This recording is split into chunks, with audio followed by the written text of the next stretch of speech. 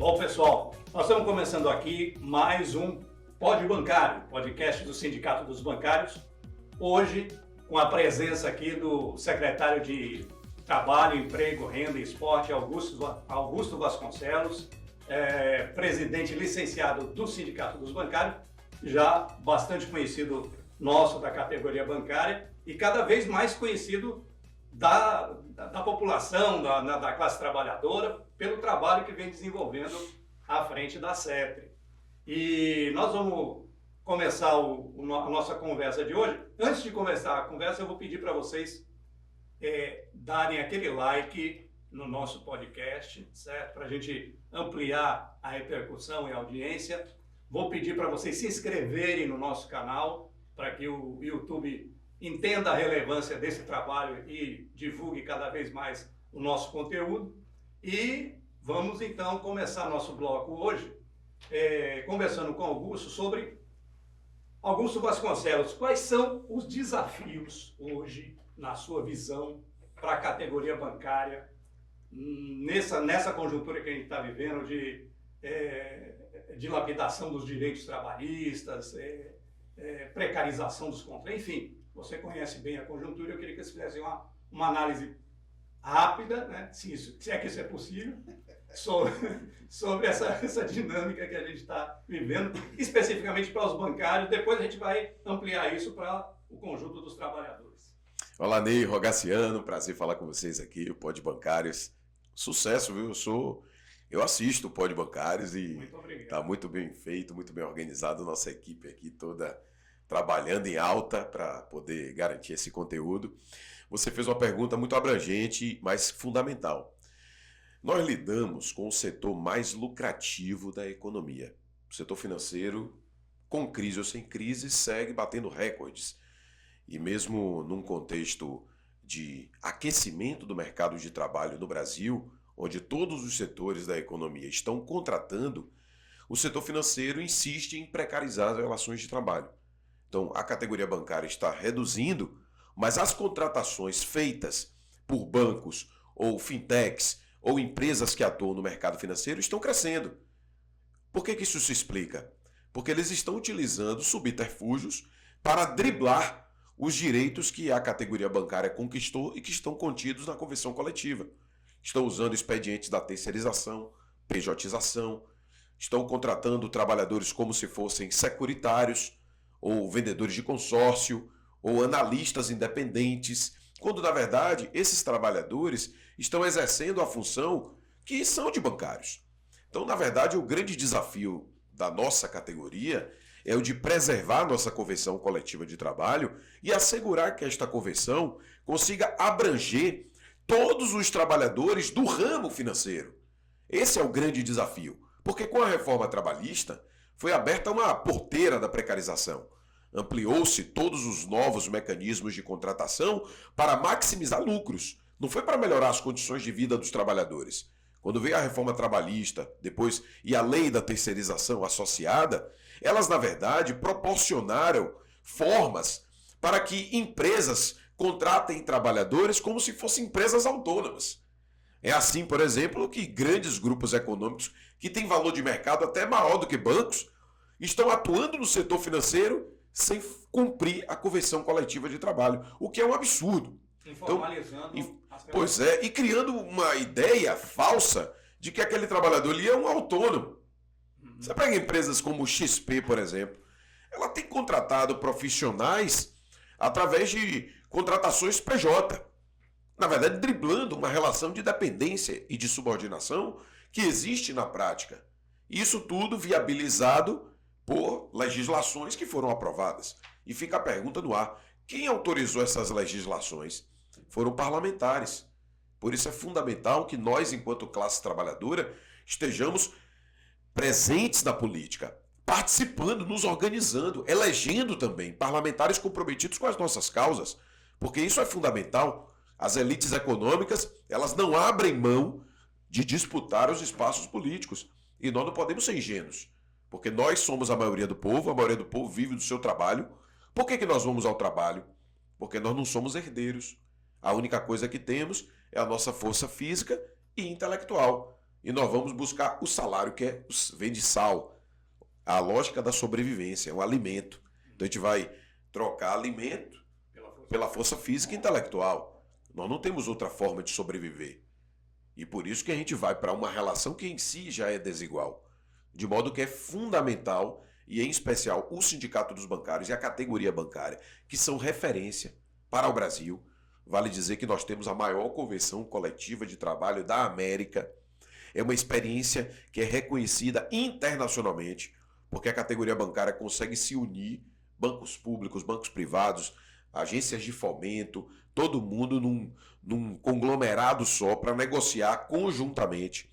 Eu já estive em mesa de negociação, por exemplo, com a FENABAN, e eu tive que ouvir de banqueiro de que a convenção coletiva de trabalho dos bancários tem que acabar. Então não é fácil manter a convenção coletiva. E esse ano nós temos campanha salarial. E provavelmente esse ataque à convenção coletiva vai estar em pauta novamente. Não tenha dúvidas.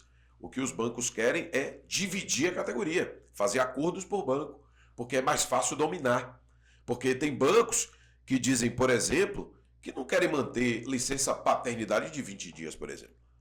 E alguns direitos que a categoria conquistou, de preservação do emprego, do afastamento pela Previdência, que nós temos alguns direitos de estabilidade no emprego, maiores do que os trabalhadores que estão fora da categoria. Foram conquistas da convenção coletiva. Nós fomos a primeira categoria do país a conquistar o direito à PLR. E veja, olha o caso dos Correios. Os trabalhadores passaram por uma situação bem difícil, estão passando. Esses trabalhadores tinham uma convenção, um acordo coletivo nacional, e que praticamente agora, com uma decisão do Supremo Tribunal Federal, esse acordo, em vários direitos, porque ele não foi renovado no tempo hábil, né, no tempo previsto para validade, esses direitos estão ameaçadíssimos. Os trabalhadores estão perdendo direitos. Por quê? Porque a reforma trabalhista acabou com o princípio da ultratividade. E todos os anos a gente fala para a sociedade a importância de voltar a ter esse princípio. Isso é uma questão básica. Quando você vai para uma relação de consumo, se você comprar e fizer uma relação de trato sucessivo, você fez um contrato de prestação de serviço e aquele contrato continuou debitando no seu cartão, em tese você mantém aquele contrato. Para o trabalhador não tem mais isso. Quer dizer, você mantém sua relação de trabalho, se passar a data de validade da sua convenção coletiva ou do acordo, você perde tudo? Isso é um absurdo. Quer dizer, é uma lógica que dá mais poder ainda para o patrão na hora da negociação com o trabalhador. Porque fica uma lógica da ameaça. A empresa vai sempre dizendo, olha, é pegar ou largar. Se vocês não toparem esse tipo de acordo, eu retiro todos os seus direitos. Essa espada que fica na cabeça dos trabalhadores, para os bancários é muito mais ameaçador, porque primeiro nós lidamos com o setor mais lucrativo e ganancioso da economia. E o segundo, nós temos uma convenção coletiva que tem muitos direitos que foram conquistados, frutos de greves, manifestações, mobilizações, ao longo de anos. Então se perde a convenção coletiva, a gente volta só para as regras da CLT, que são inferiores aos direitos que a categoria bancária conquistou. Então são desafios imensos, sem falar das ameaças da própria tecnologia, que estão extinguindo postos de trabalho, fechando agências, mas aí fica a pergunta no ar. Hoje, o principal serviço que um banco oferece é o serviço tecnológico. Por que o trabalhador da TI, o cara que está lá na tecnologia da informação, os setores que vão lidar com os aplicativos, eles não são contratados sob o guarda-chuva da Convenção Coletiva de Trabalho dos Bancários? Sabe qual é a resposta? Porque eles querem aumentar a exploração desse segmento. Então eles driblam a Convenção Coletiva. Porque esse trabalhador deveria ser contratado com a proteção da Convenção Coletiva dos Bancários. Sim, claro. Mas os banqueiros, os donos das empresas, tramam para implodir a nossa convenção. Então é fundamental valorizar e fortalecer o sindicato. Eu me associei ao Sindicato dos Bancários no meu primeiro dia de trabalho. 14 de junho de 2004, eu entrei na Caixa Econômica, passei no concurso e fui assinar minha carteira de trabalho. Quer dizer, tive minha carteira de trabalho assinada pela Caixa. No primeiro dia eu me associei ao sindicato, porque eu sei que... Primeiro, eu só entrei no banco por causa do sindicato. Porque se não fosse o sindicato lutando pela efetivação dos aprovados do concurso, eu nem entraria no banco. Segundo, eu entrei num banco público que não foi privatizado por conta do sindicato. O sindicato dos bancários foi fundamental para manter a Caixa Econômica de pé. Isso vale para o Banco do Brasil, o Banco do Nordeste, vale para a Desen Bahia, todos os bancos públicos, BNDES. E terceiro, eu entrei num banco onde eu já entrei com direitos que se eu fosse contratado por qualquer outra empresa eu não teria. Plano de saúde, previdência complementar, direitos como ausência para tratar de interesse particular, 5 dias no ano. Entramos com carreira. E depois o sindicato foi conquistando mais direitos. E eu tive a oportunidade de participar dessa história, vocês conhecem. Então, eu tenho assim um reconhecimento enquanto cidadão. Não é como presidente licenciado, não. Mas enquanto cidadão, enquanto trabalhador, de que o Sindicato dos Bancários cumpre uma missão relevante. Que bom que a gente ainda tem um sindicato forte, coeso, unido, que se articula nacionalmente, que discute o dia a dia do trabalhador na agência, que trata de saúde mental, que trata do emprego, das questões relacionadas à previdência, às questões de metas, de enfrentamento às metas abusivas, mas ao mesmo tempo é um sindicato que está antenado com as questões do país. Defesa da democracia, redução dos juros. E dentro desse direito eu queria até fazer um parentezinho, que a gente está discutindo a questão da jornada, né? Da jornada de trabalho. E os bancários é uma categoria que nesse sentido já é diferenciada porque ela tem 5x2, né? Ela já tem o direito diferenciado da própria jornada. Jornada de 6 horas, que é uma conquista da categoria bancária. Aproveitando a E oportunidade. eu quero só fazer um parênteses, rapidinho. Essa conquista dos bancários, da redução da jornada, mantendo os salários, foi uma conquista lá atrás, e que foi fundamental e que inspirou outras categorias a lutar por isso. Ela é uma conquista que está sempre ameaçada. Porque tem banco que quer abrir sábado, domingo, que bota o trabalhador em jornada infinita, que, por exemplo, não quer fazer controle de ponto, e o cara fica autônomo, e o cara trabalha de noite, de madrugada, sofre cobrança de meta. E a categoria, a partir da convenção coletiva, normatizou isso. Proíbe, por exemplo, cobrança de meta por WhatsApp, cria uma ideia de jornada, mesmo quando você está utilizando o seu laptop de casa, porque hoje tem bancário que trabalha de home office. Sim. Mas existem controles de jornada, fruto da luta do sindicato. O trabalho aos sábados, o Santander tentou várias vezes botar trabalho aos sábados, e o sindicato foi lá firme, paralisações, ação judicial, e conquistou. Veja que evitou que isso acontecesse. Então, essas lutas em defesa da jornada, que são lutas que todas as categorias estão fazendo, e nós estamos batalhando pelo fim da escala 6x1, os bancários já conquistaram a escala 5x2, mas a gente precisa pautar sempre a preservação dessa questão da jornada, que isso tem a ver com a nossa saúde física, nossa saúde mental, convívio com nossas famílias, porque ninguém vive só para trabalhar. E com a própria produtividade. Diante deste quadro preocupante que você coloca, né, dos ataques do sistema financeiro, pode-se dizer que bancário é uma categoria em extinção? Eu diria que O que fazer para conter esse propósito? Os bancários são uma categoria em transformação. Os banqueiros querem extinguir a categoria bancária, porque, fruto das lutas do sindicato, nós conquistamos direitos que são muito importantes e que outras categorias, por exemplo, não têm. Basta dizer, os bancários foram a primeira categoria no Brasil a conquistar a licença maternidade de 6 meses, a licença paternidade de 20 dias, PLR, direito a plano de saúde e tantas outras, jornada. E esses direitos incomodam as elites. Os patrões não querem. E por isso que eles estão usando mecanismos para driblar.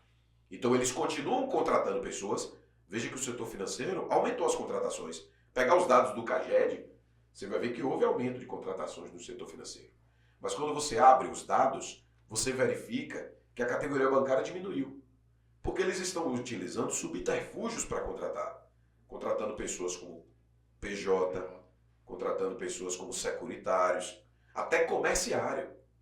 Tem banco que contrata um trabalhador e na hora que vai vincular a categoria dele, diz que é comerciário, para rebaixar direitos, para pagar menos, para não cumprir o piso da categoria bancária. Então existem estratégias que estão em curso com o objetivo muito nítido de implodir os direitos que a categoria bancária conquistou. Não é que os bancários estão em extinção, é que os banqueiros estão utilizando mecanismos para driblar a convenção coletiva dos bancários. E posso dizer mais, cada vez o trabalho de um bancário é um trabalho vinculado à tecnologia. E cada vez mais os bancos estão contratando pessoas para a área de tecnologia. Mas quando eles contratam as pessoas para a área de tecnologia, eles estão tentando vincular esses trabalhadores a outros sindicatos. Sindicatos que têm mais dificuldades de organização, que não conquistaram uma convenção coletiva tão abrangente, utilizando mecanismos para driblar a preservação de direitos. Então o que está em jogo, na verdade, é a ganância. Claro que a categoria hoje passa por um momento de mudanças. É óbvio que as necessidades que haviam no passado, de ter aquela bateria de caixas imensa que muitas agências tinham, hoje é menor. A necessidade, a demanda é menor, apesar de ainda ser necessário ter a presença do caixa humano para atender pessoas que têm por alguma dificuldade, ou até por dificuldade da própria tecnologia. Principalmente. Quantos de nós aqui, em algum momento, tentou fazer uma operação bancária e não conseguiu, Claro. seja porque não tinha alçada ali do valor, ou porque perdeu a senha, ou porque teve alguma dificuldade, o aplicativo travou e precisou fazer uma operação. É natural, você precisa ter uma retaguarda física de atendimento. E é o direito do cliente. Que o banco tenta se eximir. No interior, muito pior. Muito pior. Bem pior. Nos bairros populares. Então, quando você fecha a agência, você está prejudicando toda a economia de uma região. Exatamente. Então, o prejuízo é enorme. Então, é necessário, porque nós precisamos ter agências com acessibilidade, que consiga acolher as pessoas com deficiência, que garantam o atendimento, pessoa idosa, e qualquer uma pessoa da população que queira ter o atendimento presencial. Quantos de nós já ficou com receio, por conta de segurança, de fazer uma transação por um aplicativo, como ele está sendo hackeado? Então, temos que garantir os canais de atendimento físico. Agora, é óbvio, houve uma diminuição do número de autenticações dos caixas. Isso é um dado da realidade. Natural. A tecnologia, ela é bem-vinda para melhorar a vida do povo, para garantir mais celeridade. O que a gente precisa discutir é, hoje, um bancário produz muito mais para o banco do que nos anos 80. O banco tem lucrado mais e pagado menos em massa salarial. Então, por que esse trabalhador ele não pode ser mais valorizado? Por que o trabalhador da tecnologia, que é o coração hoje do banco, é a tecnologia? Se o trabalhador da tecnologia ele for contratado sobre o guarda-chuva da convenção coletiva dos bancários, certamente isso vai valorizar ainda mais esse trabalhador. Então o que está em jogo não é a tecnologia. O problema nunca foi. É o capitalismo, a ganância, a concentração de renda, a lógica do lucro, diminuindo direitos da maioria das pessoas. Então essa que é a grande chave que a gente precisa discutir. A tecnologia ela é bem-vinda para a sociedade. E nós não somos contra a tecnologia. O que a gente está discutindo é, ela precisa estar a serviço do povo, dos trabalhadores, da sociedade, dos consumidores, e não apenas de uma lógica de concentração de renda cada vez mais. Como a tecnologia me permita, tem conseguido colaborar na Secretaria de Emprego e Renda para oferecer mais emprego e elevar a renda Vamos falar de sobre... quem mora na Bahia. Vamos falar sobre a Não série. vamos dizer baiano, mas quem mora na Bahia.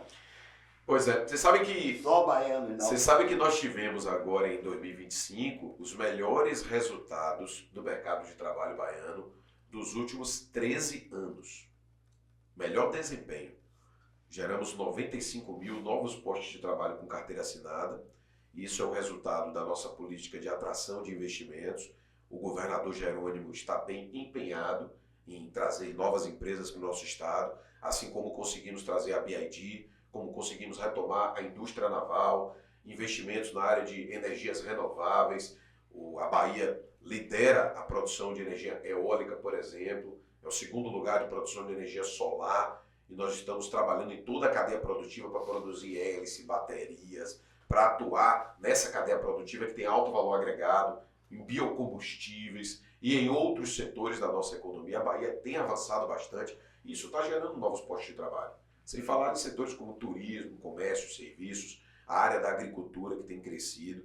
E esses números são o resultado dessa política de atração de investimentos. Porém, é também o resultado do aumento da qualificação profissional que nós temos utilizado a partir da tecnologia. Nós estamos levando cursos online para áreas que historicamente não teriam qualificação e nós estamos conseguindo levar. Mas não é só curso online, curso presencial também. Nós estamos fazendo qualificação aqui de manutenção de aeronave. Quando é que alguém imagina isso? São cursos com investimento alto. Nós estamos pegando estudante de escola pública. São cursos bem especializados. Bem especializados, para o cara fazer manutenção de avião, drone, nanosatélite, helicóptero, usando tecnologia. E tecnologia, muitas delas, desenvolvidas aqui na Bahia pelo Senai Cimatec, que tem forte apoio também do Estado. Então nós estamos construindo parcerias para viabilizar com que as nossas universidades, institutos federais, o Sistema S, o setor produtivo, consiga aumentar o valor agregado da produção baiana. Isso vai permitir, por exemplo, só o Parque Aeroespacial que nós lançamos aqui na Base Aérea de Salvador, próximo ao aeroporto, ele vai permitir que a Bahia seja o segundo maior hub de manutenção de aeronaves do Brasil. Só vamos perder para São Paulo em pouco tempo. Poucos estados do país vão ter mão de obra especializada. Hoje está em que posição, secretário? Hoje praticamente a gente não tem parque aeroespacial. A gente lançou o parque aeroespacial, já tem 6 empresas trabalhando no nosso parque aeroespacial, porque quando você precisa desse profissional, o avião, você sabe que a depender do número de milhas que ele percorra, ele precisa passar manutenção. Então o que as empresas aéreas fazem? Levam os voos para locais onde tem essa mão de obra especializada, principalmente voos internacionais. Então, se a gente consegue, e esse projeto vai avançar, se a gente tem uma mão de obra grande de mecânico de aeronave, com a capacidade, com os equipamentos, com a ferramenta, e nós vamos ter tudo isso. Já está sendo montado, já está em curso, na verdade. E tudo isso, ao final, nós vamos conseguir atrair voos internacionais com mais frequência, porque aí um voo internacional que vem da Europa para cá, ou da Ásia para cá, ou da América Central, da América do Norte para cá, ele vai ter um local também para fazer a manutenção de sua aeronave. Isso vai diminuir custos da companhia aérea. Torna mais um atrativo para esse destino. Eu citei só esse exemplo. Nós estamos fazendo, por exemplo, curso para a indústria automobilística. Nós vamos ter, já temos aqui, vamos ter no final de todas as fases de implantação da BYD, por exemplo, a segunda maior planta industrial de carros elétricos do planeta. Só vamos perder para a matriz da BYD na China. Com 20 mil empregos gerados a partir da indústria automobilística com tecnologia de ponta. E o que nós estamos produzindo? Nós estamos criando o Centro de Pesquisa e Desenvolvimento. Porque a ideia é que a BYD ela não seja só uma montadora, é que ela seja uma indústria. Uma desenvolvedora. Uma desenvolvedora. E a mão de obra baiana é reconhecida como muito capaz. Não é à toa que a Ford saiu da Bahia, mas manteve o Centro de Pesquisa e Desenvolvimento aqui. Funciona lá. Tem 1.000 trabalhadores da Ford ainda atuando em Camaçari. Mesmo não tendo uma fábrica, é o pessoal que trabalha na área de design, o pessoal que trabalha na área de engenharia. Tem funcionado lá o centro de pesquisa e vários produtos dessa pesquisa feita aqui em solo baiano, com mão de obra baiana. São engenheiros formados aqui na Politécnica da UFBA. Pessoas que estão passando pelo IFBA, passando pelos... pessoas que, alguns que estudaram fora do país, voltaram, mas que são baianos, que estão aqui trabalhando no nosso estado. E isso tudo demonstra que quando a gente tem educação associada com uma visão de projeto de desenvolvimento, é possível fazer a Bahia avançar. Não é à toa que hoje, nos dados de 2025 do CAGED, a Bahia é o terceiro estado que mais gerou emprego do Brasil. A gente só ficou atrás de São Paulo, que é o estado que tem o maior PIB do país, e do Rio de Janeiro, que todo mundo conhece, a quantidade de investimentos que chega no Rio. Mesmo assim, o Rio de Janeiro gerou 100 mil postos de trabalho com carteira assinada no ano passado. Nós geramos 95 mil. Nós estamos ali na cola, né? Na cola. E nós estamos falando de um estado nordestino que sofreu, ao longo da história, todos os processos das desigualdades regionais. Um estado que ainda é pobre, um estado que sofre com as desigualdades sociais, por conta de um histórico marcado aí por quase 4 séculos de uso intensivo de mão de obra de trabalhadores escravizados. Se você comparar o PIB desses estados, também a discrepância é muito grande. Então esses dados da Bahia são, assim, animadores. E a gente precisa falar sobre eles. Mas além dos postos de trabalho com carteira assinada, nós estamos trabalhando na outra ponta, que é o empreendedor, o cara que quer montar o seu negócio. E nós estamos criando um ambiente mais favorável. Nós temos um programa do microcrédito, por exemplo, que é o Cred Bahia, que é uma parceria da CETRE com a Desem Bahia, é um programa de microcrédito do governo do estado. Nós estamos chegando a 800 milhões de empréstimos concedidos com juros mais baratos do que o mercado, de até 21 mil reais, créditos menores, para o cara comprar uma guia, o cara comprar um carrinho de cachorro-quente, a baiana do acarajé, poder montar seu tabuleiro, ou para alguém que quer trabalhar na cozinha, comprar um fogão, uma geladeira, para ter ali insumos para a produção. E montamos 23 centros públicos de economia solidária. É a maior política pública de economia solidária do país, com exemplos incríveis. Eu fiquei encantado com o que nós estamos fazendo lá no sul da Bahia, onde os pequenos agricultores do cacau se juntaram. Nós ajudamos com fomento, com assistência técnica, com acompanhamento jurídico, contábil, administrativo, montamos cooperativas e fundamos uma indústria de chocolate dos agricultores familiares, onde ele, ao invés de vender só a amêndoa do cacau, ele está vendendo chocolate com a marca da família, produzida tudo dentro da Universidade Estadual de Santa Cruz. Ou seja, valor agregado. Valor agregado. É um típico projeto que o cara vende, ele vai ganhar 10 vezes mais do que ele ganhava quando vendia só amêndoa. A minha família é de uma pequena roça de cacau em Itamari. A família, por parte de mãe, minha mãe é de Itamari. E minha avó Judite, né, com meu avô Neco, tinha uma pequena roça de cacau, perdeu tudo com a vassoura de bruxa. Era agricultura familiar. Sim. Eu vivi essa realidade da extrema pobreza que as famílias que perderam tudo com a vassoura de bruxa. Quem na época tinha dinheiro para montar clone de cacau eram os grandes agricultores. O pequeno agricultor não tinha condição. E aí, a partir da política da Embrapa, uma empresa pública, a partir, né, da CEPLAC, que é uma estatal, a partir de ações dos governos, houve uma articulação e o cacau voltou, está se florescendo. Mas a gente não quer ser exportador de cacau, a gente quer ser exportador de chocolate e dos derivados do cacau, que gera maior valor agregado. E fizemos agora, a partir da política pública que é desenvolvida lá na CETRE, a primeira exportação de chocolate oriundo da agricultura familiar, exportamos agora para o Chile. Foi emocionante, porque nós estamos falando de pequeno agricultor, agricultor muito pobre, que não tinha condição nenhuma de comprar um maquinário que custa 500 mil, 700 mil, para ele poder produzir um chocolate. Aí a gente juntou os pequenos, a partir de uma ação do governo do estado, o governador Jerônimo é muito empenhado com essa causa, a gente conseguiu investimentos, estamos produzindo, parceria com a Unifax também. Faz uma planta de produção. Montamos a planta de produção. Agrega. E nós estamos exportando chocolate da Bahia. E eu vou dizer, com altíssima qualidade. O pessoal fala assim, chocolate belga. A Bélgica não produz um pé de cacau. Né? Não.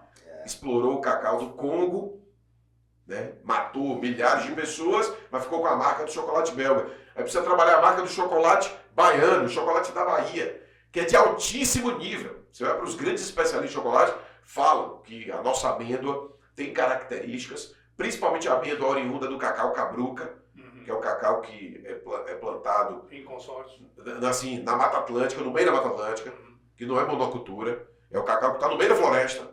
Esse cacau cabruca, ele tem algumas enzimas, ele tem características, pH específico, que são de altíssimo nível e que produzem um chocolate incrível. Então, isso tudo é a política pública que nós estamos desenvolvendo na Secretaria do Trabalho, Emprego, Renda e Esporte, e poderia citar outras iniciativas que realmente têm ajudado a transformar a vida das pessoas.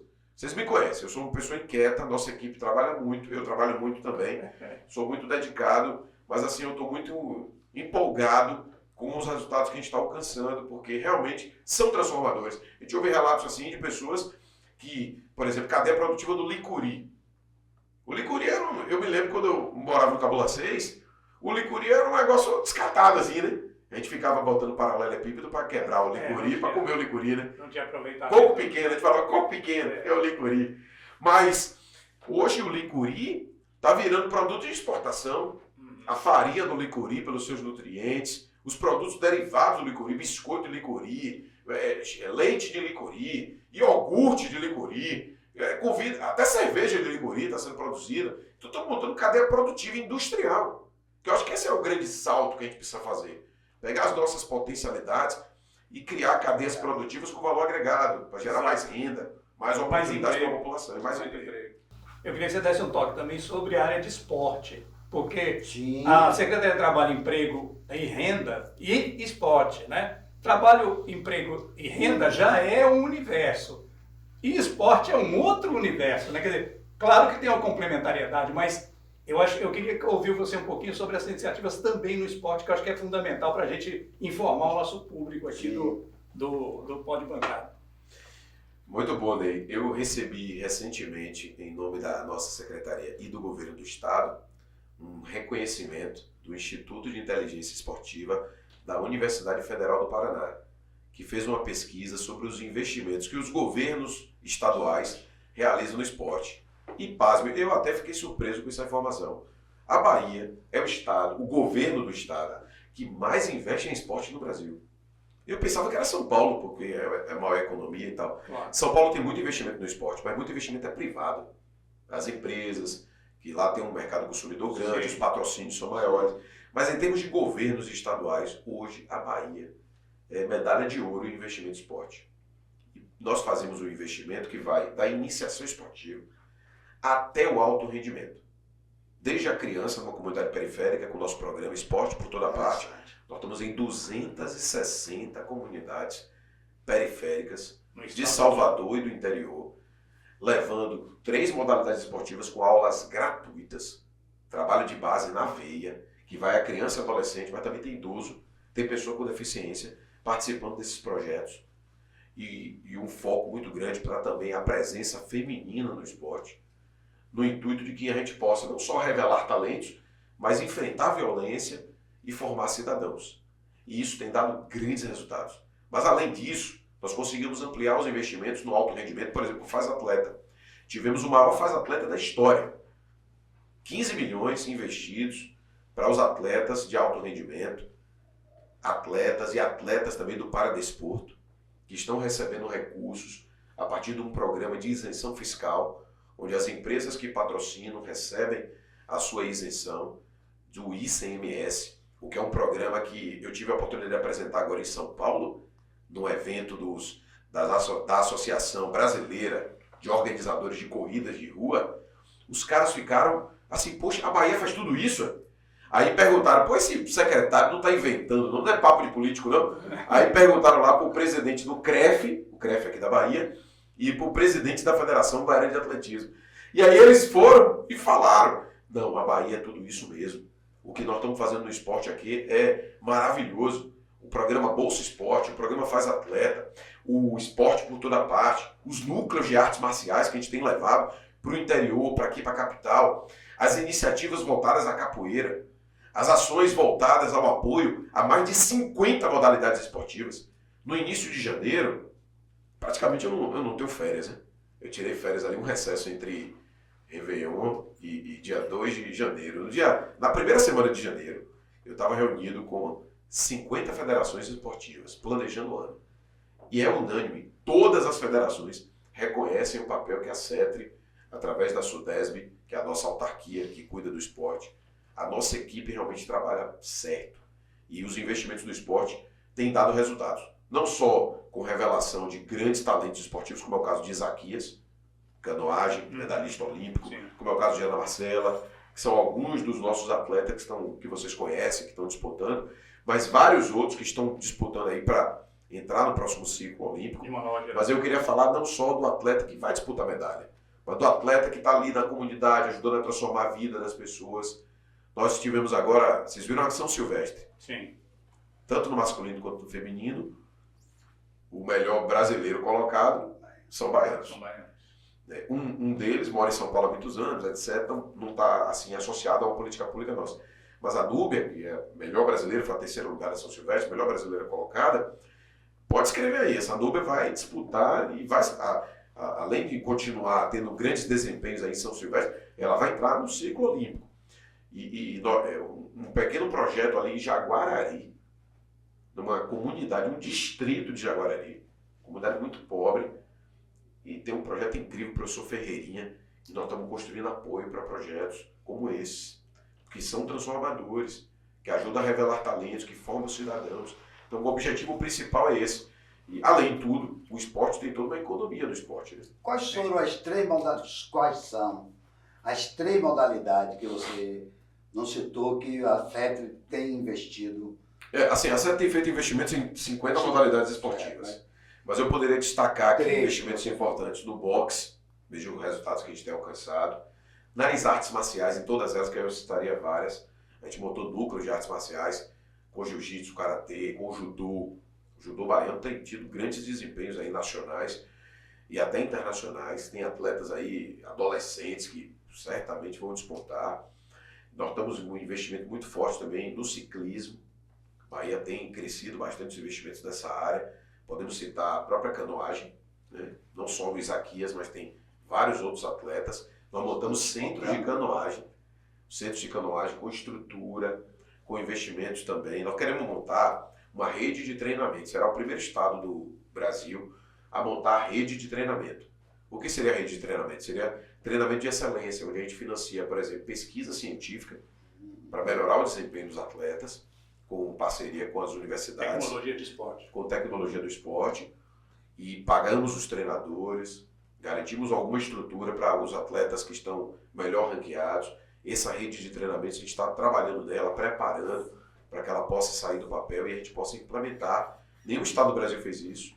Nós vamos fazer esse ano a Conferência do Esporte, no meio do ano, em junho, com o objetivo de ouvir o segmento que atua no esporte, melhorar a nossa política pública, aperfeiçoar, porque o que dá certo na Bahia é porque a gente conseguiu construir uma política pública que se vincula com o sistema estadual do esporte através das federações. E isso tem proporcionado grandes resultados.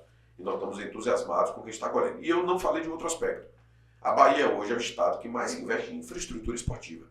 Estádio, ginásio, quadras, pistas de atletismo, ringues, tatames, né, materiais esportivos. Então, a gente está construindo um grande cenário de grande investimento em infraestrutura, que é muito caro. Não é barato, não. Fazer um estádio, né, é caro um estádio, não é barato. E nós estamos fazendo vários aí, várias cidades do interior. Os números estão aí para demonstrar. Nós investimos só no ano passado mais de 400 milhões no esporte aqui da Bahia. Então, o negócio é um volume grande de investimentos. E o objetivo é que esses números cresçam em 2026 e a expectativa é que avance ainda mais. Rogaciano perguntou 3, você já citou uns 4 ou 5 aí. Vamos entrar em política, né? E aí? Jerônimo se reelege, eu quero fazer logo, porque Jerônimo se reelege, Neto vai ser mesmo candidato. Vamos começar no plano estadual e depois a gente avança com a sua perspectiva, porque você é uma pessoa, é um secretário, é militante, é atuante e tem uma boa percepção do momento político, sempre teve. E a gente queria saber sua opinião sobre isso. Vamos no estadual, depois vamos no federal, no projeto de democracia social. Com toda a humildade e com pés no chão, sem fazer nenhum tipo de ufanismo, eu cravo aqui que Jerônimo ganha a eleição. Ele ganha a eleição, eu tenho visitado o interior, eu tenho percorrido. O governador Jerônimo será o governador que vai entrar para a história da Bahia como o governador que mais visitou os municípios baianos. A relação que ele tem com os prefeitos, independente do partido, é incrível. Realmente, o Jerônimo é um professor, eu também sou professor universitário, ele também é. Jerônimo vem da luta da agricultura, vem da luta dos movimentos sociais, eu também venho, então a gente tem muitas semelhanças nesse aspecto. É um cara que vem de comunidade, vem de zona rural, a minha família também vem de zona rural, eu morei em comunidade, eu tenho uma história ligada a essas causas, então é um cara que não se deslumbra, é um cara pés no chão, é trabalhador, vou lhe dizer assim, viu? Eu me considero uma pessoa que trabalha muito, mas depois que eu conheci Jerônimo, eu já acho que, poxa, meu amigo, porque o bicho é virado no 360, pelo amor de Deus. Quantas horas por dia vocês têm na sua agenda? Porque eu fico impressionado com eu essa vou te agenda. dizer, não, e pior é Jerônimo, cara. O bicho trabalha demais, velho. O Jerônimo, a gente conversa com o Jerônimo pelo WhatsApp, ele manda 4 horas da manhã, tá mandando mensagem. Aí eu fico perguntando assim, se ele manda pra mim e eu respondo, é porque eu também tô nesse ritmo, né? Mas na verdade é um cara que ele é muito preocupado. Eu participo de reunião de Jerônimo com o prefeito, que ele vai conversar sobre o conteúdo do material didático. É nesse nível de detalhe. Ele vai conversar sobre um projeto de irrigação, ele quer saber um determinado assentamento que às vezes é tão distante ali do local, a custa, não sei, não quero saber não, tem que chegar água naquele assentamento. É uma questão assim de preocupação zelosa. Ele tem um zelo pela política pública. E uma visão, né? Não, e é uma questão, vou te dizer, as reuniões que a gente faz com os prefeitos, não tem imprensa, não tem pessoa filmando a reunião que vai usar uma rede social. Não, é uma questão de reunião interna. E ele tem a mesma preocupação. É a questão assim, ele discute o detalhe da educação, da saúde, da segurança. Então é um cara antenado com as questões do Estado. É um cara atencioso com os prefeitos, com os vereadores, com as lideranças regionais. Então eu tenho certeza, um bocado de gente que não apoiou Jerônimo na última eleição, está vindo para cá, está apoiando. E sem falar o seguinte, ó, em todos os indicadores, todos, a Bahia pode registrar avanços. Todos. Não tem um indicador, geração de empregos, a Bahia ampliou. Inclusive na segurança, que é uma questão, um problema do Brasil. Se você pegar o número de roubos, furtos, no caso aqui dos bancários, que a gente acompanhou muito, explosão de banco. Não tem explosão de banco registrada no ano passado, por exemplo. Aumentou os investimentos em polícia técnica, em contratação de profissionais, em armamento, em política social. O programa Bahia pela Paz está chegando nas comunidades. Nós sabemos o quanto ainda é grave o problema da segurança. Mas mesmo na segurança, os indicadores têm reduzido. Letalidade, homicídios, violência, até violência. O único indicador assim, que é muito grave, que tem crescido, é a violência contra a mulher. Feminicídio. Mas os demais indicadores, todos eles estão reduzindo. Agora, tem muito para percorrer, tem um caminho longo para a gente percorrer, para avançar mais. Se pegar, por exemplo, o indicador na área de infraestrutura, a Bahia é o estado que mais investe em infraestrutura, em estradas, né, em locais para levar água, em projetos de eletrificação, em infraestrutura de pontes. Olha os investimentos aqui em Salvador, por exemplo, VLT, a ponte de Salvador também que vai sair. Mobilidade. Eu estou acompanhando de perto isso. Secretário. Não, eu estou participando, eu acompanho isso de perto. Não é isso. Eu tenho me reunido com os chineses, tenho me reunido com as empresas que estão chegando aqui. Tudo tem prazo, está catalogado, está mapeado. Esse projeto que foi feito aí de sondagem é uma das partes mais difíceis da obra. Foi concluído com êxito. Identificou, inclusive, alguns gargalos da obra, que são problemas estruturais, porque tem uma profundidade ali no meio da Baía de Todos os Santos, que vai ser um trabalho de engenharia, um desafio. Mas a engenharia brasileira, em consórcio com a engenharia chinesa, vai superar esses obstáculos. Eu tenho confiança nisso. Então, o governador Jerônimo, ele vai chegar para a eleição com entregas em todas as áreas. A Bahia é o estado que mais inaugura hospital no Brasil.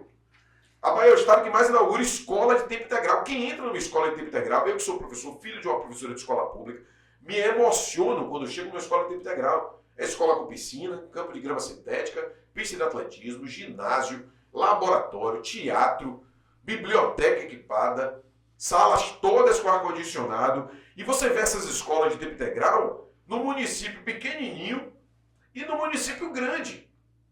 É incrível. E são mais de 100 novas escolas de tempo integral e mais de 400 escolas que foram reformadas. Então, ele vai chegar na eleição apresentando para a população baiana um catálogo de avanços. Não é um avanço, é inúmeros avanços. E o outro lado apresenta o quê? Aí vamos lá, o outro lado apresenta o quê? Quem tiver o cidadão aí que quer ser governador, ele vai para a rede social falar de segurança. Sim. Aonde o partido dele governa? Como é que está a segurança? Vamos debater? Bora debater esse tema. Qual é a proposta que ele tem? Qual é o avanço que ele está apresentando? Ele não tem proposta. Você vai se esfarelando, o cara quer se eleger baseada num sobrenome. Porque olha como ele entregou Salvador, com o IPTU extorsivo, com o sistema de transporte de ônibus em colapso, com as contas da prefeitura em frangalhos, com uma situação muito grave na saúde. Salvador é uma das capitais com menor cobertura na atenção básica à saúde, com problemas gravíssimos na educação, até aulas de inglês, de artes, ele queria tirar das escolas do ensino fundamental 1. Então, nós vamos debater todos os elementos e fazer um comparativo, para a gente poder verificar quem melhor governa o Estado, melhor governa o país. E vamos perguntar também, nós vamos ter uma eleição casada. O candidato a presidente da República deles destruiu o Brasil, aumentou o índice de desemprego, botou o Brasil de volta ao mapa da fome. É com essa turma que a Bahia vai caminhar? Então, essas perguntas serão feitas no momento do debate. Sim. O momento agora eu estou concentrado na gestão, não estou preocupado com a eleição. Claro, a eleição está sempre no horizonte. Mas não é o momento de ficar debatendo a eleição agora. Mas no momento adequado, a sociedade vai ter conhecimento dessas comparações. No âmbito, já que você de certa forma, já deu início a essa análise, no âmbito nacional, né? Não, antes de me permitir, eu fiz uma pergunta a você, e Neto, diante de um quadro desse, com a perspectiva aí, dentro de uma análise lógica, do bom senso, positivista, em cima dos dados objetivos, ele vai perder a eleição. Né? Até não só por tudo isso que você falou, também por tudo isso que você falou, mas pela... Se acha que ele vai ser candidato, outra derrota, ou ele vai... E aproveitar isso também você... Em 2022, Leão saiu da base governista, perdeu. Agora é coronel. Mas sabe por que eu acho que ele Coronel volta? Eu acho que... Não, o coronel já foi pra lá, né? É. O coronel foi pra lá. Mas também não estava aqui também, 100%. Né? Vamos combinar, né? Em várias votações, mesmo no âmbito federal, Não com dava. dificuldades. Óbvio, não era a intenção do governador, mas, enfim, no debate da montagem da chapa, isso acabou acontecendo. Mas eu acho que o Neto é candidato pelo seguinte motivo. A arrogância vai fazer ele ser candidato. Sabe por quê? Porque se ele não for candidato, ele vai ter que projetar um outro nome. E ele não quer sombra. Veja, quem são os aliados de Neto que cresceram na política? Geralmente são sufocados os aliados de Neto. É igual, como é? O pessoal fala assim, que é igual planta de mandacaru. Não dá encosto, porque tem espinho, e não dá sombra. É mais ou menos isso. O lado de lá trabalha o tempo inteiro em torno de um nome. Eles estão acostumados com isso. São famílias tradicionais. O que é a família Magalhães? Pega a história da família Magalhães. Quantos Magalhães estão na política? Quantos Magalhães são donos de grupos econômicos? Filha, né? Pois é. Neto agora quer lançar. Então se vira uma dinastia, entendeu? Eles se acostumaram com essa dinastia. E virou uma lógica tradicional da política. Fala-se até de E a concepção da elite brasileira. Da elite brasileira. Você pode Então, ver o sobrenome. Eu acho que ele vai ser candidato, porque ele também, da última vez, veja o que ele fez com um dos aliados mais importantes dele, que era o prefeito de Feira de Santana, Zé Ronaldo. Largou o cara, bicho. Viu que o cara não tinha caminho, largou o cara, foi cuidar de eleição parlamentar. Esqueceu o cara. Veja como foi o desempenho pífio daquele período. E eu tenho uma convicção que ele vai ser candidato, porque eu acho que ele não vai querer permitir que outro surja, outra liderança surja. E isso tudo vai levar, mais uma vez, a essa derrota, porque a Bahia tem problemas? Tem, é evidente que tem. O próprio governador Gerando reconhece isso. Agora, a diferença entre você reconhecer e você tomar atitude é outra. Quem reconhece, toma atitude. E eu acompanho o governador, as agendas dele. Qualquer indicador que a Bahia tem alguma dificuldade, está lá o governador chamando a reunião de emergência, botando a equipe, enviando o projeto para a Assembleia, tendo atitude firme, apresentando uma política pública para buscar equacionar. Não tem um tema, do menor tema que seja, que o governador não fica antenado, não manda uma mensagem para o seu secretário daquela área para saber a resposta. É um cara preocupado, é um cara antenado e um cara trabalhador. São esses atributos que fazem ele ser favorito para ganhar a eleição. Claro que a eleição tem todas as características da própria eleição. A gente sabe que a gente vai enfrentar fake news, a gente vai enfrentar discurso sensacionalista, inteligência artificial para tentar criar, né, discursos falsos. Mas o presidente Lula deu uma entrevista esses dias dizendo, também a campanha não vai ter isso não. Então não vamos jogar limpo, jogar o time da verdade. O time que não vai ficar fazendo IA para ficar propagando fake news, para gerar terror da população. Nós vamos trabalhar com números, com dados. Essa é a característica do nosso campo progressista. E nós vamos fazer isso na eleição aqui no estado da Bahia e no Brasil. E desmascarar as fake news dele. E desmascarar as fake news. E eu tenho convicção, quando o povo perceber quem está do lado de Lula e quem está do lado da família Bolsonaro, que destruiu o Brasil, eu tenho certeza que isso vai também influenciar numa eleição estadual. E Lula se reelege? E Flávio é mesmo candidato da direita, e da extrema-direita e da direita? Eu queria ouvir um pouquinho também, além dessa questão majoritária, é um pouco da análise da importância de fazer um congresso diferenciado, né? Porque a gente fica discutindo só a presidência, governador, executivo e tal, e muitas vezes a gente esquece do parlamento.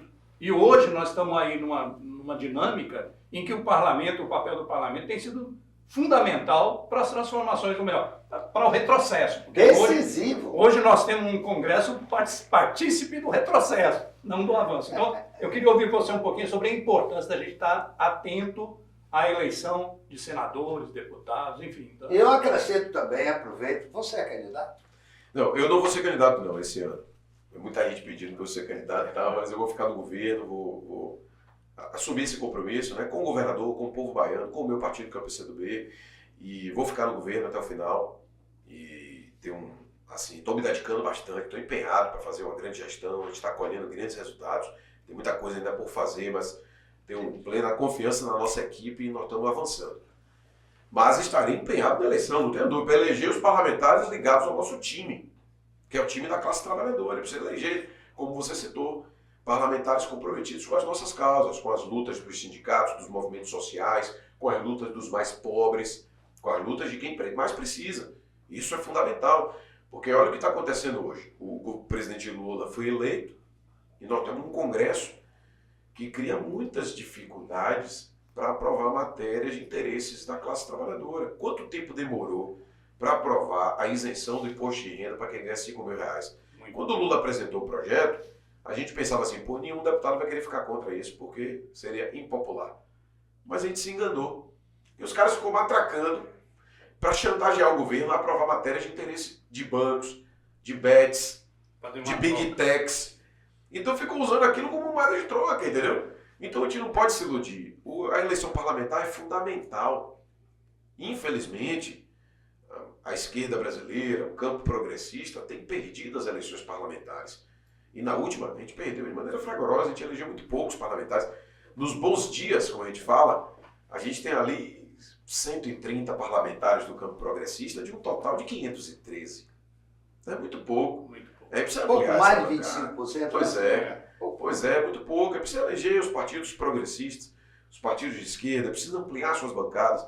É óbvio que é difícil competir com fake news, é difícil competir com emenda PIX, é difícil competir com vários mecanismos que tornaram a política muito financiarizada. Então não é fácil, né? Para nós que somos oriundos da luta popular, é mais complexa esse tipo de eleição. Mas eu tenho confiança que haverá mais consciência da população e que a gente vai poder ampliar nossa bancada. Óbvio que eu não tenho nenhuma ilusão, eu acho que a gente ainda vai encontrar dificuldades no próximo parlamento. Mas nós precisamos encarar essa eleição como uma questão decisiva. Então, além de garantir a vitória do presidente Lula, a gente precisa garantir a vitória de um campo progressista. Pelo menos reduzir essa hegemonia, e o resto faz no jogo político, né? Porque a hegemonia é muito grande e aí nos coloca sempre... E para isso é importante, e eu acho que isso é importante, é muito bom a gente colocar aqui no programa, na nossa conversa, é importante que as pessoas procurem se informar sobre a trajetória de quem são os candidatos. Porque eu acho que falta um pouco isso, informação, porque a gente vive aqui muito a sazonalidade da eleição. Naquele momento se discute, né, se coloca os projetos, se coloca as propostas, etc, etc. Muitas promessas, muita retórica, mas quando você vai buscar o passado de cada um, e aqui, com perdão do coletivo aqui, mas nós temos aqui um entrevistado que tem uma trajetória. Augusto não caiu de paraquedas, não é um nome que chega no movimento do nada, né? É uma pessoa que tem uma trajetória. Então, eu acho importante que toda vez que a gente esteja face a uma eleição, especialmente na área do parlamento, né, deputados, senadores, é importante que você tenha clareza sobre quem são as pessoas que estão colocando seus nomes para a chancela popular. Isso é uma coisa, na minha opinião, fundamental. Com certeza. E que nós vamos, não vou falar nós, porque o Pod Bancário tem um maior respeito à informação como bem público, mas ele tem lado.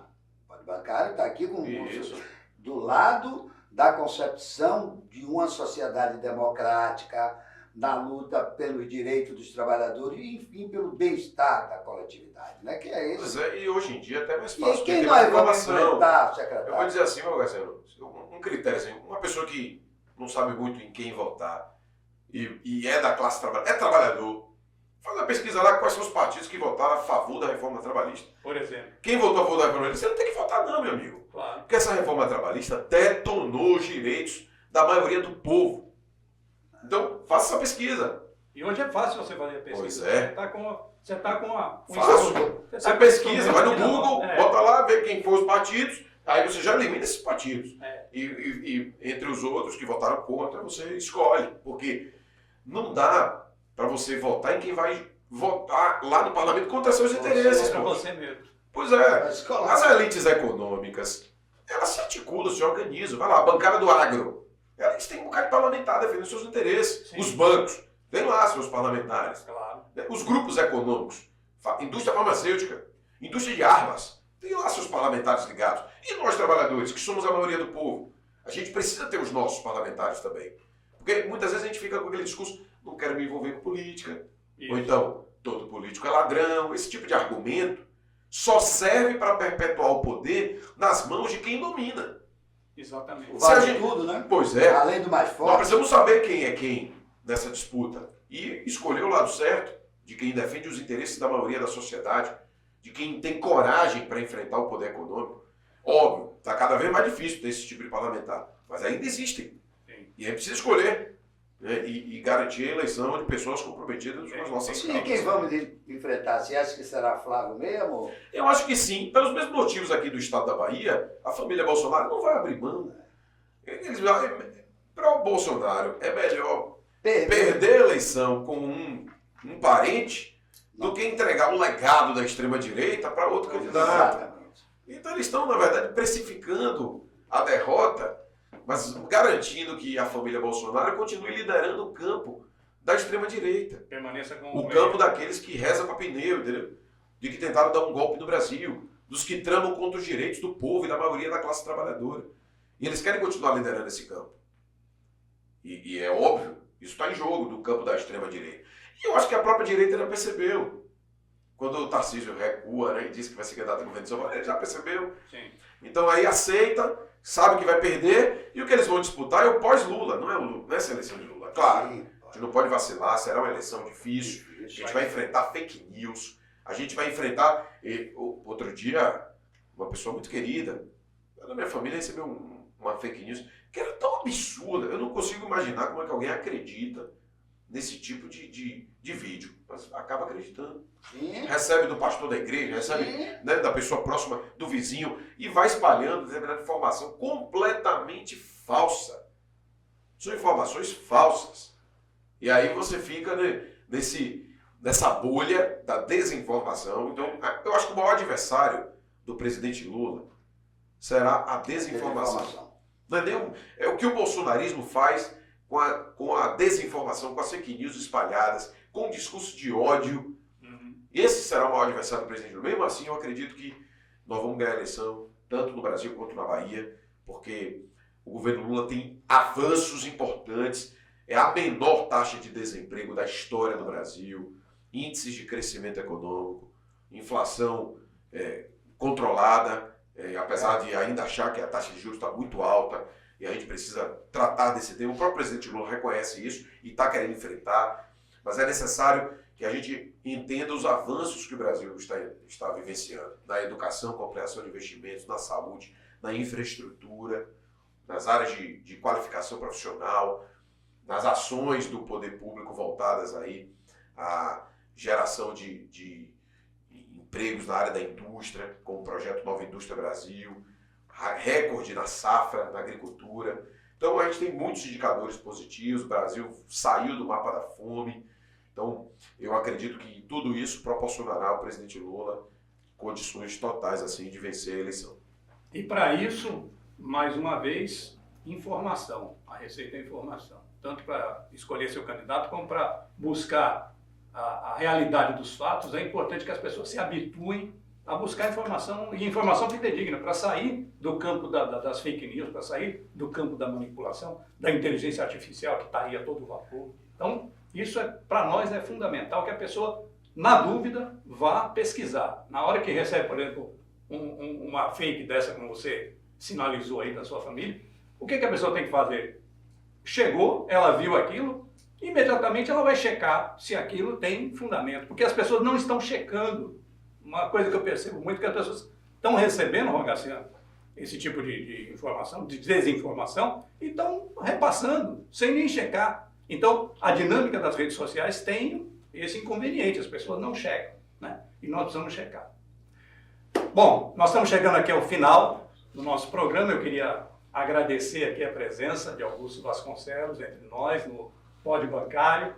Certamente não é a última vez, né? Nós estamos começando esse diálogo. Eu tenho certeza que a Secretaria Trabalho, Emprego e Renda tem muito mais a nos informar, e a experiência de Augusto como liderança sindical vem fortalecer a informação daqui que a gente tem o trabalho de produzir com toda, como o Rogaciano bem colocou aqui, com responsabilidade, com lado definido, com propósito definido. Eu queria agradecer a presença de Augusto, do colega Rogaciano, eu queria passar a palavra a ele também para fazer os agradecimentos finais. E, antes da gente encerrar, lembrar o pessoal de dar aquele like, dar o like, se inscrever no nosso canal e reproduzir esse conteúdo aqui para quem quiser levar essa informação, que é informação de qualidade, informação feita dentro do critério do jornalismo com responsabilidade, que é o jornalismo do Sindicato dos Bancários da Bahia. Mandar um abraço também para o pessoal da retaguarda, Rogério, Jailton e o Jaime. E agradecer, secretário, a sua presença. Ter certeza que você vai voltar aqui já com Jerônimo reeleito, Lula reeleito, porque será uma vitória significativa para dar uma grande dose de neutralizada na extrema-direita, nesse fascinazismo que ascendeu ao poder em 2018, que tanto nos tem trazido prejuízo. Mais uma vez, agradecer a sua presença. Eu quero parabenizar a Ney, Rogaciano, Jailton, Rogério, Jaime, toda a equipe aqui do Sindicato dos Bancários, o presidente Helder, que está em exercício. E o Sindicato dos Bancários sempre foi inovador, né? Um sindicato que tem um jornal diário, impresso ainda, resistindo e levando informação, mas formando pessoas. Um site que se atualiza sempre, uma rede social que cresceu. E já tivemos vários projetos inovadores aqui também, no audiovisual, né? Sim. O Agência Cidadania, o programa de entrevistas que nós tínhamos, conversação, agora o Pode Bancário. Então, que bom, né, que o sindicato vai se inovando, renovando e mantendo sempre esse compromisso de fazer o bom debate, a discussão democrática sobre os rumos do país, associados com as questões específicas da categoria. E eu me orgulho muito de fazer parte do time do Sindicato dos Bancários. Me sinto, assim, feliz ao longo da minha vida, porque eu entrei na categoria, assim, eu podia não ter entrado na categoria, entrei na categoria por um concurso, mas eu convivo com o Sindicato dos Bancários desde o movimento estudantil, sei a relevância que essa entidade tem para o Brasil, para a Bahia e para o Brasil, e me sinto orgulhoso de fazer parte desse time. Parabéns a vocês. Valeu.